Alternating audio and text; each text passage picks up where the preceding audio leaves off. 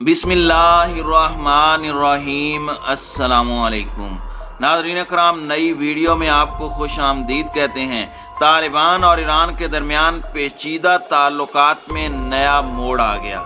Iran की जानिब से काबीना पर इतराज़ करने के बाद तालिबान ने 3 नए ओहदों पर ईरानी हिमायत याफ्ता लीडरों को तैनात कर दिया, जबकि दूसरी जानिब हज़ारा कम्युनिटी के 800 घरों पर तालिबान के हमले ने तालिबान और ईरान के दरमियान हालात कशीदा कर दिए। तालिबान और ईरान के दरमियान दुश्मनी, फिर दोस्ती और अब फिर बढ़ती दुश्मनी का मुस्तकबिल क्या है, और आखिर ये दोनों ममालिक ताल्लुकात बेहतर बनाने में क्यों नाकाम हैं, इस पर हम आज की वीडियो में बात करेंगे। ताहम वीडियो की तफसील में जाने से पहले चैनल पर नए आने वाले दोस्तों से गुजारिश है कि हमारे चैनल को सब्सक्राइब कर लें, बेल आइकन पर क्लिक कर लें, ऑल नोटिफिकेशंस को ऑन कर लें ताकि हमारी नई आने वाली वीडियोस आपको बर वक्त मिल सकें। नाज़रीन कराम, एक वक्त था कि ईरान और तालिबान के दरमियान शदीद दुश्मनी ने इन दोनों फ्रीकैन को 1998 में जंग के दहाने पर पहुंचा दिया था, लेकिन 2001 में अमेरिका के अफगानिस्तान पर हमले के बाद तालिबान और ईरान की अपने मुश्तरका दुश्मन अमेरिका और नाम नेहाद दौलत इस्लामिया खरासान यानी दाइश की वजह से एक ताल्लुक कायम हुआ। तहम अफगानिस्तान से अमरीकी अफवाज के इनखला के बाद तालिबान की एक बार फिर इक़्तिदार में वापसी के बाद तालिबान पर ईरानी असर व रसूख के बारे में इबहाम पाया जाता है। ईरान में तकरीबन 30 लाख अफगान पनाह गज़ीन मुकीम हैं। दोनों ममालिक की सकाफत और तारीख साझी है और दोनों ममालिक के माबैन 921 किलोमीटर लंबी सरहद है। और सबसे अहम बात, अफगानिस्तान से 2 ऐसे दरिया बहते हैं जो ईरान के लिए जिंदगी जैसी अहमियत रखती हैं। जब तालिबान मुज़ाहमतकार थे तो वो ईरानी मफादात में काम करते थे। इसकी एक मिसाल अफगानिस्तान के पानी के मंसूबों पर उनके हमले थे, जिनसे ईरान में पानी की सप्लाई को खतरात लाहिक थे। लेकिन दूसरी जानिब शिया और सुन्नी फसादात के मद्देनजर रखते हुए ये 2 मुख्तलिफ फिरके एक दूसरे के साथ दुश्मनी भी रखते हैं। अब जब तालिबान 15 अगस्त को हैरानकुन अंदाज में वापस इक़्तिदार में आ चुके हैं तो अब वो खुद को दुनिया से तस्लीम करवाने के लिए बेताब हैं।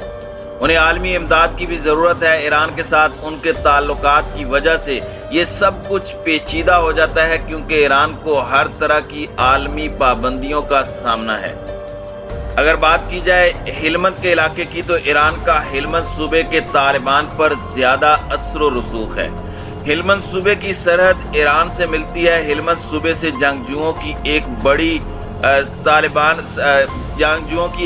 तालिबान की सफ़ों में तादाद हुई है और ये सूबा अफ्यून की पैदावार के लिए भी बहुत मशहूर है, जहां से इसे बैरून मुल्क भेजा जाता है। एक सहाफ़ी ने तो हेलमंद को तालिबान का गैर एलानिया दारुल हुकूमत करार दिया था, क्योंकि तालिबान पाकिस्तान के असर से कदरे आज़ाद थे। वाज़ेह रहे कि मुल्ला इब्राहिम सदर और मुल्ला कयूम जाकिर जैसे ताकतवर तालिबान कमांडरों का ताल्लुक भी हेलमंद से है।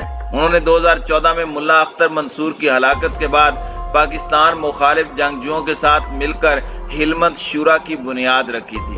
इन रहनुमाओं की नज़र में ईरान के साथ तालिबान के ताल्लुकात पाकिस्तान की खुफिया एजेंसी ISI के साथ उनके ताल्लुकात में तवाज़ुन बरकरार रखने के लिए ज़रूरी था। ISI जो एक तरफ तालिबान की क़यादत को अपने मुल्क में तहफ़्फ़ुज़ फराहम करती है, वो वहीं अफगानिस्तान के मौजूदा नायब वज़ीर आज़म मुल्ला अब्दुल गनी ब्रदर जैसे लोगों को जेल में भी बंद कर देती थी जो उनकी बात मानने से इनकारी थे। ईरान को तालिबान के साथ ताल्लुकात के बदले में सरहदी तहफ़्फ़ुज़ के अलावा अफगानिस्तान से पानी की फराहमी को भी यकीनी बनाना था। ईरानी पासदारान इनकलाब के साथ ताल्लुकात की वजह से अमेरिका ने तालिबान कमांडरों इब्राहिम सदर जाकिर और दाऊद मुज़म्मिल पर पाबंदियां भी आयद की। यह खदशा जाहिर किया जाता है कि तालिबान के अफगानिस्तान पर कब्जे में ईरान ने उनकी मदद की है। ख्याल किया जाता है कि ईरान के पासदारान इनकलाब ने शुमाली और मरकजी अफगानिस्तान में अपने ज़ेर असर अफगान गिरोहों को तालिबान के खिलाफ लड़ने से मना किया था, जिसकी वजह से तालिबान को अफगानिस्तान पर बआसानी कब्जा करने में मदद मिली।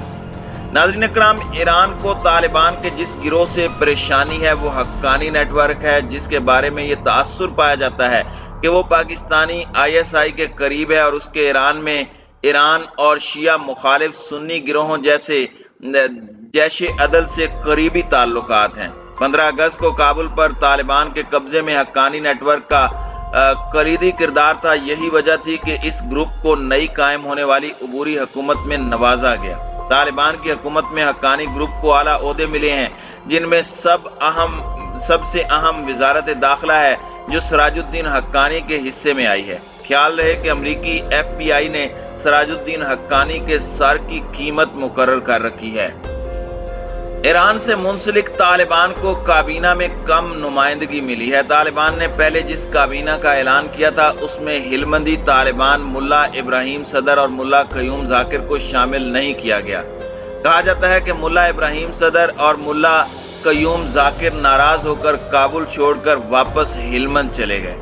طالبان کی پہلی 33 رکنی کابینہ کے سارے ممبران سنی تھے اور 3 کے علاوہ باقی سب کا تعلق پشتون نسل سے تھا۔ پہلی کابینہ کے اعلان کو بیرونی دنیا سے مذمت کا سامنا کرنا پڑا۔ ایران بھی ایسے ممالک میں شامل تھا جنہیں طالبان کی کابینہ پر اعتراض تھا۔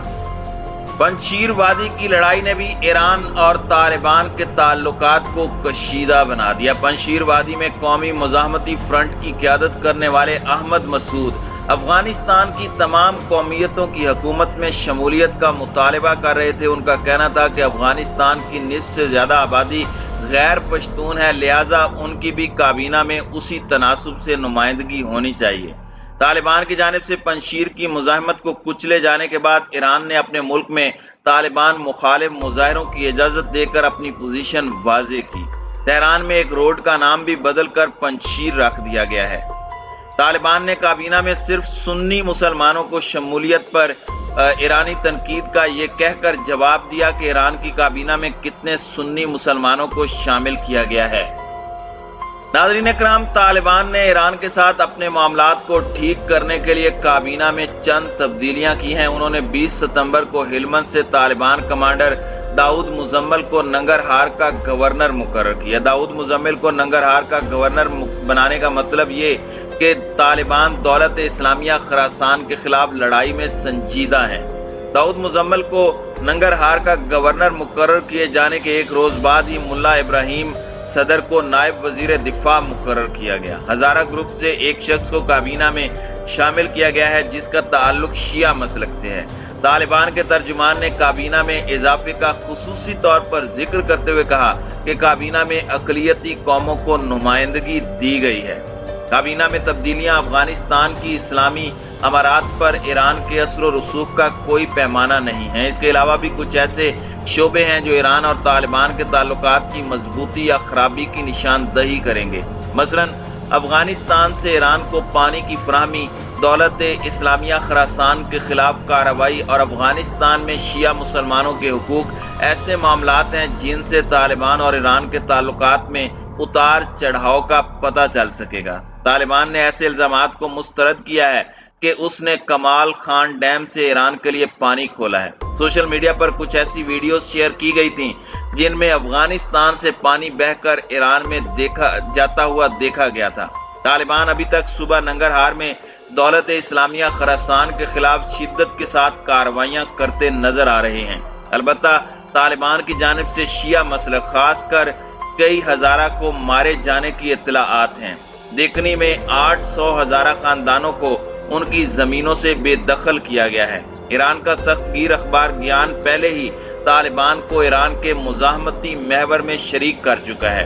اس کی وجہ شاید دونوں کی امریکہ سے دشمنی ہے۔ البتہ ابھی یہ دیکھا جانا باقی ہے کہ طالبان اور ایران کا اتحاد اب دونوں ملکوں کے مابین پائیدار تعلقات کی بنیاد بن سکتا ہے یا نہیں۔